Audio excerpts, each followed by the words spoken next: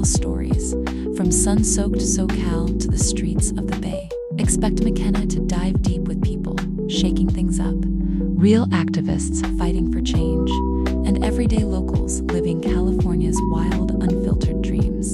No scripts, no fluff, just bold conversations and true stories that capture the chaos and heart of this iconic state. This is California Unfiltered. Hit play and let's get started.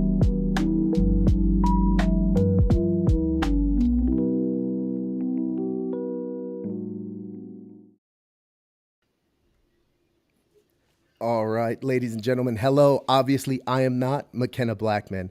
I am a friend and fellow podcast host. My name is Danny Molina, and I hope you guys can enjoy my ugly mug. In the meantime, instead of McKenna, I'm sure she'll be back this next week. I'll be filling in for her tonight. Today, we have a very special guest, Mr.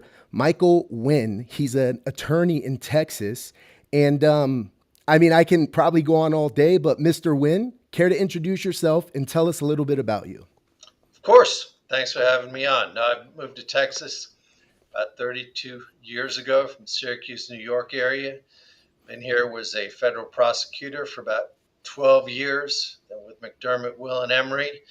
And I've been on my own since about 2016. I've kind of been in the right place at the right time for the 9/11 investigations, the Concorde crash, representing a foreign minister from Mexico, fugitive from Venezuela, and then handling a lot of election law recently following 2020, and just fortunate to get a lot of very interesting cases here.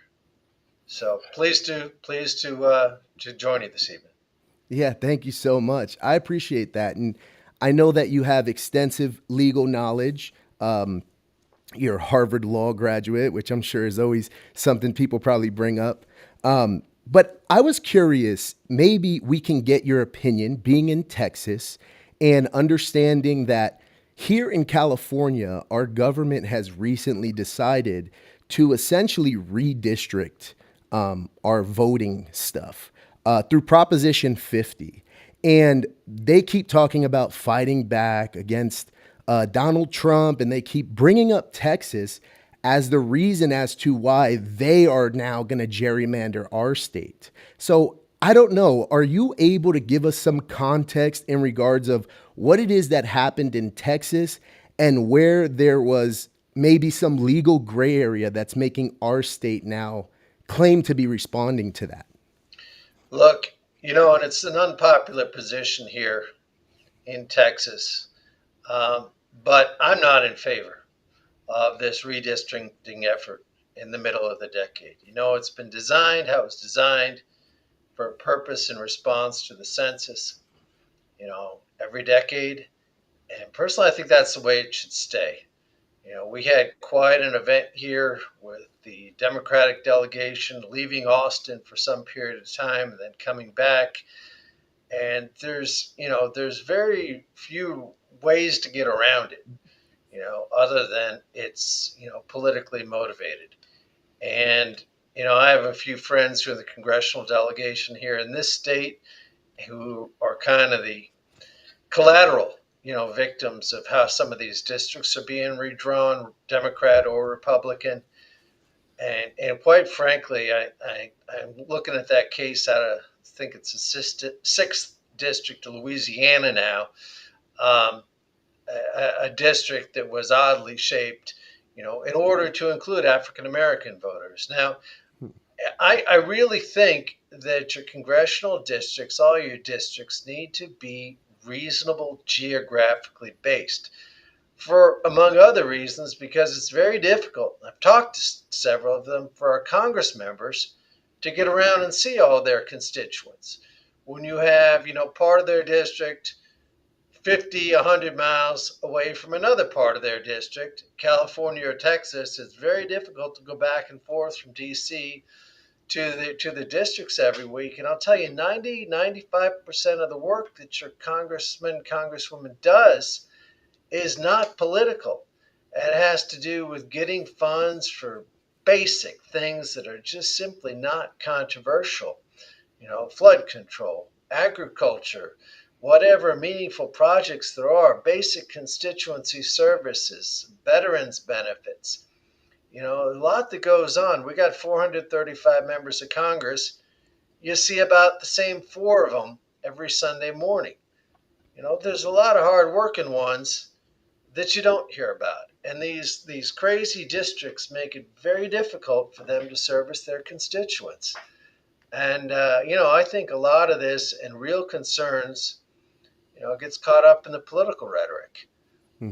So I'm against it, whether it's in Texas, California, wherever, because from there it's just going to go everywhere, and we're going to lose, the whole purpose, which is to Right. have real representation, in our legislature. So that's kind of where I am, and I know it's not a popular position here in Texas. No, I appreciate that. I think a lot of Californians are really confused. I mean, I know you're in Texas, but living in California, you should see the propaganda being pushed through the television. I mean, just making it about fighting against Trump. And it's like, hello, you're taking the rights away from the people and you're putting it in the hands of these government officials that just want to maintain power. And I don't know, it's crazy to see. And in California, if you're not politically in the know, you watch TV and you think like, oh, I guess I got to vote yes on that, And it's just unfortunate, in regards to voting, we're getting some ballots. It's on social media. I see some people saying their ballot doesn't look like that, but I have seen clips of people showing their ballot and the little the envelope that we put our mail-in ballots into, and then they drop it to the corner and line up the paper just right, and you can see when somebody voted no. And I mean, I understand that that might not be the case for everybody, but the fact that it's the case for anybody, and then it brings me to the question of why do we even have these little holes inside of our envelopes that we're putting our mail-in ballots to? Have you seen anything like that in Texas, or had to deal with some? Is there some sort of law that says there has to be some sort of breathing room for the? I mean, I just don't. I can't imagine why those holes would exist. What are your thoughts on that? Look, we haven't encountered anything like that yet. You know, the human mind is ever capable of finding ways to influence or corrupt any type of system. I hadn't heard of that, and I can't think right now of a logical reason why you would have a hole in it. Doesn't make any sense. I'd reach out to your state election board, or more likely your county election boards, and I'd look at some counties that aren't so heavily populated. Some of those county election officials are going to have an answer for you, and they're not going to be overwhelmed. So I'd look at some less populated counties, find an election Hmm. official, see if you can get an answer. I see. I see. That's what I would Yeah. do. But it makes absolutely no sense to me. Also, wonder who in the world has enough time in the day to turn an envelope on the side and look through a hole. Those Yeah. people need something to do. Yeah, I mean, and Pathetic. I got to I Pathetic. got to tell you, it's hard sometimes as a regular person in California to distinguish between what's really going on and what is just, maybe one or two people experience that. And it's just interesting times that we're in because, yeah, why do those holes even exist? So many people are having discussions about, like, my ballot doesn't look like that. You're lying. And it's like, why do we have holes in the envelope? So thank you so much. I appreciate your take on that, Michael. Let me see. I wanted to ask you about what do you think? So how can I frame this for you? Okay, when the redistricting passed in Texas, was there any legal route that constituents who felt underrepresented by the passing of that legislation, is there something they can take to pursue legal action against the state? You know, there really isn't, um, unless you can show some sort of dilution under sort of Section 2 of the Voting Rights Act, um, or show, and even that has been adjusted over the course of the past couple of decades by the Supreme Court. There's just, I think, a question of standing you're going to have that's going to limit the ability of any group to show that their vote was somehow diluted. Mm-hmm. statistically, that's an uphill battle, and frankly, I haven't heard of anybody here willing to take it on. I think the only challenge would be, trying to redistrict at a time other than immediately following the census, and I haven't heard anybody, willing to do that yet. Hmm. But I What do were think it's a disturbing trend. It's a very disturbing trend. I mean, what are we going to do? Adjust it in real time, just like we do sort of Uber, price changes or your airline flights. You got one thing on Tuesday, different on Wednesday. It's crazy. And Yeah. we've got to stick to our tradition. Hmm. Yeah, I agree. And I know you're limited as far as what you can say about California, and your knowledge is uh, majority specific to Texas. So I'm curious to know, just looking at how what we're going through and how it relates to what happened in Texas. I guess I'm curious to know is, if this does pass in California, what are some things that happened in Texas that voters probably weren't really prepared for or nobody thought about? Was there anything of note in that regard? Here it was.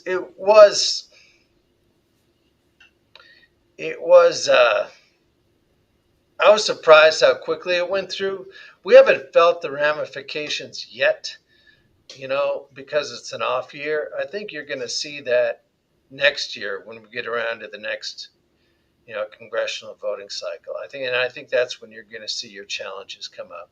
Hmm. Unfortunately, the national conversation every day is based upon one or two issues, and that's unfortunate. I don't think this one's really going to be manifest until, this time next year. And then we're going to see it all come out. And frankly, I don't see, California and the leaders there having much of a choice but, to react Hmm. to the chess move that Texas has made. Hmm. You know, Yeah. it was quite a fuss here when the Democratic legislators left the state, and then it just died down, and they moved on to the next issue. Hmm. So again, I don't think it's going to be ripe for argument and on the national consciousness until about this time next year. I see. I see. So let's say this passes for us this year. Would we be on the same time scale, you think, or you think it would take 2 years for that to occur as well? Oh, you'll be on the time scale. Your I your, see. your legislature will make sure it's on the time scale. Otherwise, it's self defeating, right? Yeah, Make sure yeah. it's the same. And then Wyoming jumps in, and then Indiana jumps in, then New York jumps, and it's just Right. free for all and be a big old mess. So there's another, an unpopular opinion that I hear out here from some Republicans, actually. And they talk about how the map that was used to redistrict, it really takes 5 seats from us, right? I'm pretty sure it's only 5 seats that we're losing. However, it makes some districts more competitive, less favorable for the Democrats as well. So there are some Republicans that I hear preparing for it to pass and taking advantage of the things that nobody's paying attention to. Everybody's focused on these 5 seats, but there are other seats that now become more competitive for non-Democratic candidates. I was curious if that's something that Texas considered, was talked about. And I know you guys, you're saying you won't experience it until next year, but was that ever a topic that was brought up on your end in Texas? Oh yeah, of course it was. Or also between and among Republicans, right? Who's going to get who's going to get the stronger seat and who's going to face a bigger fight, right? And it was interesting to see how that played out. Were the ones with stronger ties to different folks in the Senate legislature over in Austin, fared. So you might have one Republican who's going to have a bigger fight and another one who gets a stronger district. Of course, it was. It's all sort of played out behind the closed Hmm. doors. Yeah. Hmm.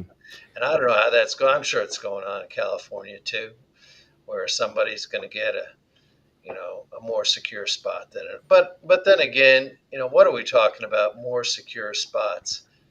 Um, I don't think that was the intention when our founding fathers created this system.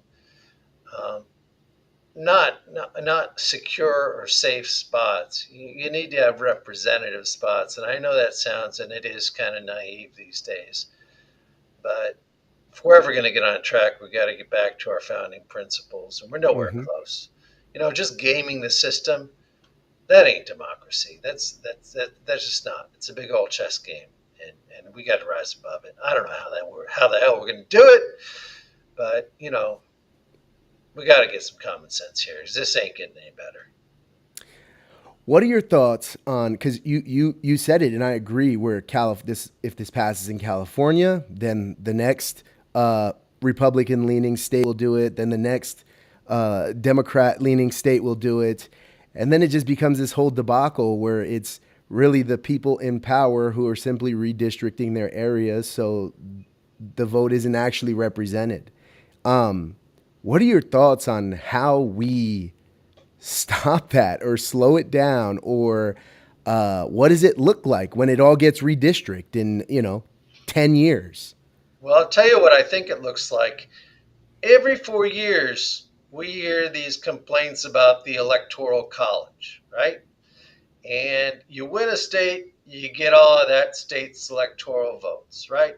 And so if you keep going in this direction, you're going to have enough statistical wizards to be able to sort of gerrymander every single state so that all the delegates, or a majority of them, or all your Congress members of Congress, are from one party. And then you're going to pervert the makeup of Congress, and you're going to have the same arguments as you do where you have minority rule, and we complain when, maybe properly, maybe not, when the person who wins the electoral vote is not elected to the presidency, as we've seen several times, Hmm. this century. But we're creating it ourselves. And the only cure, is congressional legislation, if not a constitutional amendment. Hmm. Constitutional amendment is really difficult, but this might be one area we might want to get ahead of the trend and consider something like that, because it's not going to be good for anybody, right? Every move Hmm. is going to be countered by another move, and then you're a Republican in California or you're a Democrat in Texas, wherever, is going to feel aggrieved, and they should feel aggrieved, because they're not getting represented. Hmm. Yeah. Yeah. And I think that is, I'm in California. I definitely lean more right.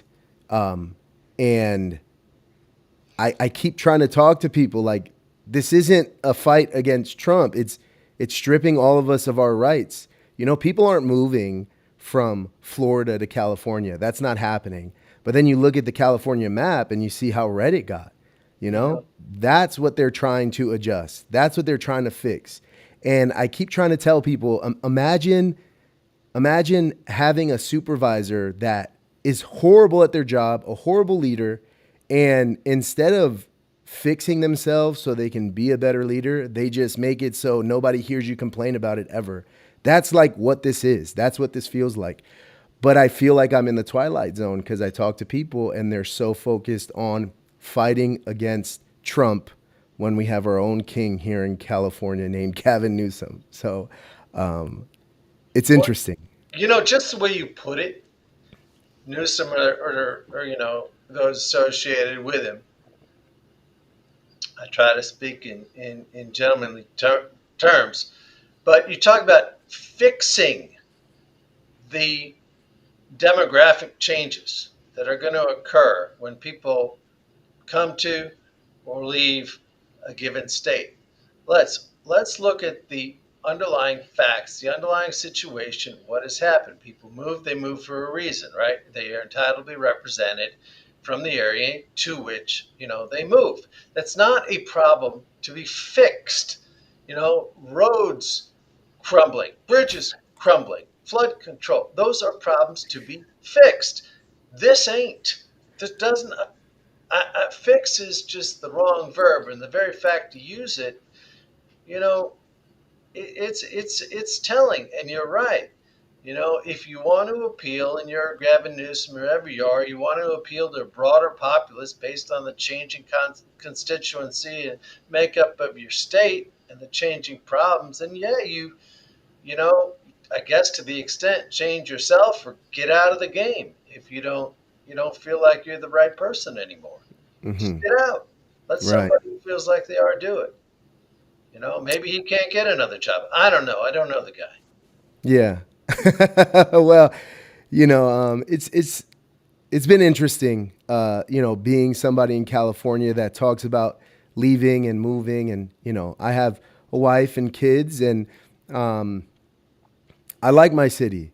I like being here. I own property here. I think that all of this craziness that happens in California, it's not exclusive to California, but this seems to be one of the breeding grounds for all of the craziness.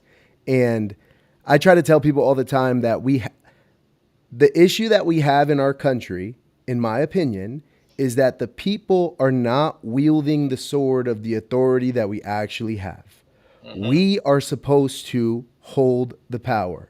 But what happens is we elect these people and they stay up there for decades. And then it's like no matter what they do or what they say, people just bow down and listen. People are like I tell people, they don't have to take away the First Amendment if they convince you to willingly silence yourself. If you're afraid to speak and say your opinion, then they don't have to take the first. You're doing it for them. And I try to tell people that we have to show up. We have to show up. We have to get involved because in California, the reality is that it feels like our government doesn't really care to represent us. They're Hmm. focused on the minority demographics. They're focused on the demographic that they can easily push victimhood culture through. But the regular working parent, mom and dad, our politicians are not representing. This is not representative of America. I went to war. I fought for this country. This is not Thank you, sir. representative of the country that I fought for. And it's very upsetting. It's very upsetting for me. And I just, I have a podcast as well. And I talk to people.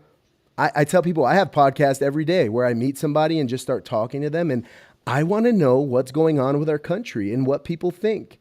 And what's going on in California isn't necessarily exclusive to California, but things seem significantly worse than when I joined the military in 2008 than it is right now.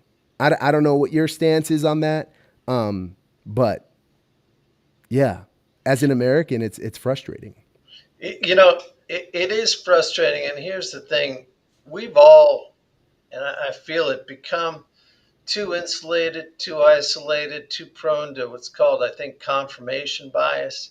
Also, our main news sources, um, and I get confused about what the term mainstream media is because the folks who complain about that are on every night anyway. So I don't know why you're. I enjoy Gutfeld, I really do, but I mean, come on, what is mainstream media? Okay, you all are part of mainstream media by this point. You've been around long enough. So, but the thing is, we all listen to our shows, we all travel in our circles, and we don't engage in that interesting conflict and discourse face to face, one on one, get to know our neighbors. And I think that has contributed a lot to what you've described is just the lack of community. I was talking to a friend of mine this morning over breakfast, and this new generation and the idea of community service. We're talking about the Houston Rotary Club, which I'm now president of, and trying to convince a younger generation just to get involved in service, just for service sake, not to make money. And there's something special about that this country was built on, and that's what we're really lacking. Now, Donald Trump, opposition Donald Trump, I mean, you got what, 3 years most, and the way our political cycles runs, the force of that's going to be over after in a year, right? And he's going to be, like it or not. Sorry, Donald, you're going to be a lame duck. Hope you're not watching. I doubt you are, but you are, and you know it, right? So we got to look beyond that. We got to look beyond that. And he, just like Barack Obama, is a once in a generation type of political force, or Bill Clinton. And, he will have moved on, and the rest of us will still be here. That said, our country has been through worse and much harder times. And we fought a civil war, and we've had big problems. And we'll weather this as long as we get to the source, I think, of the problem. That is the isolation that's come about because of how we live our lives and the absence of community, social media, and one issue, cable news television. And that's the problem. That is the problem. You know. Let me ask you this, because you talked about getting young men more activated and things like that. How I have an issue with. I agree. I wish young men would get up and get activated. And you look around in our country right now, and you have one end of the extreme, these Antifa characters, and then you have the Republican side of the extreme that's just brand new coming out, these groypers, these young kids who identify as groypers. And I keep telling people that this is just young American demographic who feels disenfranchised. Mm-hmm. For years, they haven't been represented. They keep being told to step up and stand. And I'm part of that, where I tell them, hey, you got to show up. But a lot of these guys, they can't even buy a house. They can't move out of their mom's basement. I see a lot of right-wing people blaming the left for our youngsters shifting towards socialism. And my response is always, well, what has the right done to suck them back? We keep pointing the finger at each other. And I am very passionate about getting the youth involved and getting them activated. And not even, I tell people, you don't even have to agree with my beliefs, but zoom out and see what's going on and get up and get involved and join your side. Because right now, everybody's been tricked. The regular, everyday people is tricked into, well, don't get political. Just be normal. People talk about politics as if it's some virtual thing where they're like, oh, well, I'm a registered independent. You're sidelining yourself. This is a two-party system, and all of these Americans that constantly talk about the issue are standing on the sideline watching the weirdos play the game. And it's like, the only people who seem to be running for these positions are people who are malleable, who can be their integrity is rocky. I mean, it's not the best of the best that's running for these positions. It's just not. And it's so obvious and clear, but our youth, our young men, they don't even identify with our country anymore, it feels like. How do you think we fix that? How do we pull them back? Yeah, that's and I think the identity politics focus on, let's just say it, transgenderism and those kinds of issues. I think that's what sunk the Democratic Party in the last election nationwide. I mean, that was it. But your younger generation, I see, is searching. I think it comes back to the same thing: social isolation, and are living on our computers too much, looking for something to which to identify, some group to cling on to, both on the right. God bless them, your Charlie Kirk groups, and may he rest in peace. But you see that, and then you see the groups on the left, and the two shall never meet. And you listen to the same thing and the same, podcast or program every single day. It's going to be ingrained, and Mm-hmm. that's what's happened.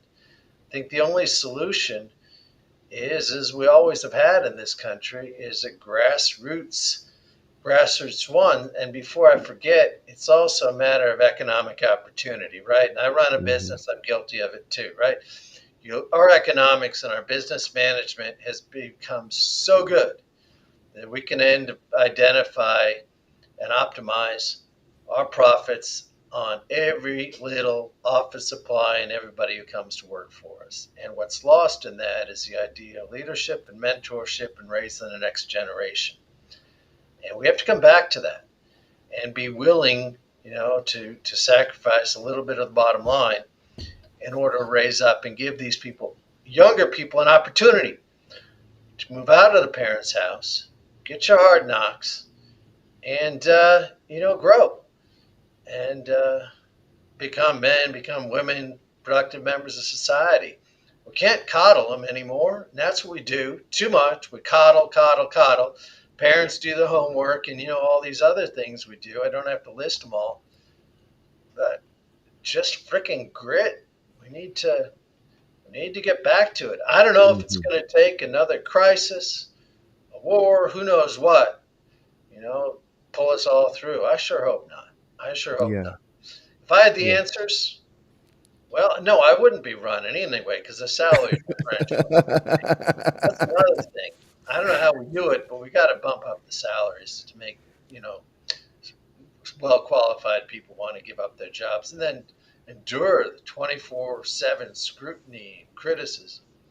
Hmm. You know, you Yeah, know. it's I am I tell my local elected officials that, hey, I'm critical of everybody and I don't envy you, You because don't want to I take their get it. place. I mean, no, I got the twice elected DA for Harris County is in my office now. My law partner right next door. She's left already for the evening, but yeah, I mean, she was trying to do the best she could, but the personal attacks, this, that, and the other thing. You have somebody just trying to do their job, and and especially at the local level, we got to cut some people a break, and make.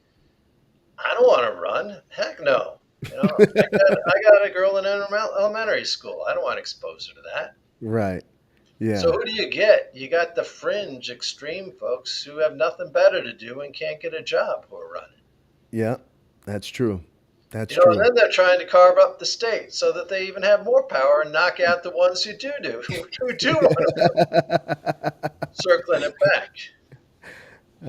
This is So I don't know. It's a this cultural and it all boils down to economics, as it does all the time.